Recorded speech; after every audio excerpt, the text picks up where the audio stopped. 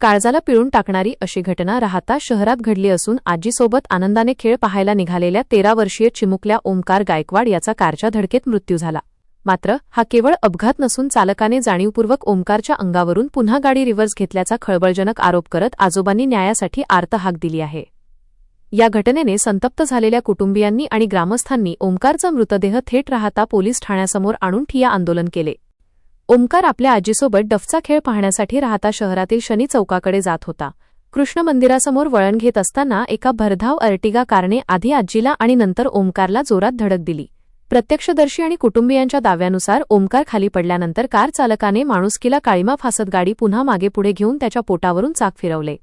गंभीर जखमी ओमकारला तातडीने शिर्डी हॉस्पिटलमध्ये हलवले, परंतु त्याची प्रकृती खालवत गेली। त्यामुळे त्याला पुढील उपचारासाठी नाशिक येथील रुग्णालयात हलवण्यात आले। मात्र शनिवारी सकाळी उपचारादरम्यान त्याची प्राणज्योत मालवली। ही घटना घडल्यानंतर ग्रामस्थांनी तत्काळ पोलिसांशी संपर्क साधला होता, मात्र पोलिसांनी सुरुवातीला गांभीर्य दाखवले नसल्याचा आरोप केला जात आहे। विशेष म्हणजे संबंधित कारची काच फुटलेल्या अवस्थेत पोलीस ठाण्यात जमा असल्याचे दिसून आले, मात्र घटनेच्या वेळी गाडीला काहीच झाले नव्हते।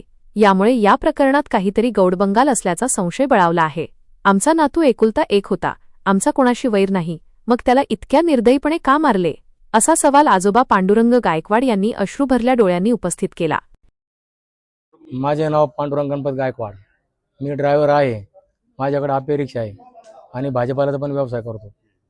गुरुवारी संध्याकाळी ज्यावेळेस मी भाजीपाला विकून आलो 9:30च्या दरम्यान, त्यावेळेला माझी मंडळी म्हणजे त्या मुलाची आजी, ओमकारची आजी, ती म्हणले बा चला पाठीमागे डपाचा खेळ आहे, ती शनी चौकामध्ये जाऊ। तर त्यावेळेला म्हणलं तू चाल पुढे, मी येतो मागून। तर आमचा हा नातू ओमकार हा पुढं किराणा दुकान होतं चव्हाणचं, त्या किराणा दुकानावर बसलेला होता। त्याने आजीला पाहिलं आणि आजी कुठं चालली म्हणून म्हणला, तर त्या आजी म्हणे मी यायच चालले डपाचा खेळ पाहण्यासाठी शनी चौकात। तर तो उठला आणि रणभोरच्या चौक असा गोल टर्न आहे, तिकडून फुल स्पीडमध्ये गाडी आली, पहिले त्या आजीला उडवलं। त्याच्यानंतर आजी म्हणे अरे भाऊ काय झालं, तिकडनं आमच्या नाताला उडवलं। नातं असं ज्यावेळेस पालथा पडला त्यावेळेस अक्षरशः त्या गाडीवाल्याने आमचा काय दोष नसताना गाडीने डबल परत मागं पुढे रिवर्स घेऊन त्याचं पोट अक्षरशः चक्काचूर करून टाकलं। साहेब त्याला फक्त न्याय मिळावा अशी आमची इच्छा आहे। रात्री 10 10:30च्या दरम्यान आम्ही आलो फिरायला जेवण करून, ओमकार मी आणि गाडीवाला तिकडून वेगानं आला आणि त्यांनी हे केलं, आम्ही साईडला झालो ओमकार मी, तरी त्यानं माझ्या अंगावर गाडी घातली। त्याच्यानंतर थोडंच पुढे ओमकार होता, त्याच्या पण अंगावर गाडी घातली। मग ओमकार गाडीच्या पुढे रोडवर पाडला, त्यांनी गाडी रिवर्स घेतली आणि रिवर्स घेऊन पुन्हा जोरात पुढे नेली, त्याच्या अंगावर डबल गाडी नेली, डबल गाडी घातली त्याच्या।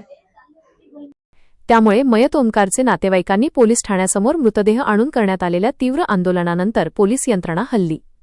शनिवारी रात्री 8:30 वाजता राहता अमरधाम येथे ओमकारवर अंत्यसंस्कार करण्यात आले। यावेळी उपस्थित शेकडो ग्रामस्थांच्या डोळ्यांत पाणी होते। घटनेत जबाबदार असलेल्या गुंड प्रवृत्तीचे आरोपी यांना कठोर अशी शिक्षा व्हावी, या घटनेमध्ये दोषी असलेल्या व्यक्तींवर कडक कारवाई व्हावी, त्याचबरोबर अधिकाऱ्यांनी आपले कर्तव्य न बजावले अशांवरही कडक कारवाई होणार का, अशी प्रतिक्रिया नागरिकांमध्ये उमटली आहे। विजन प्लस न्यूजसाठी सायरा सय्यद, राहता।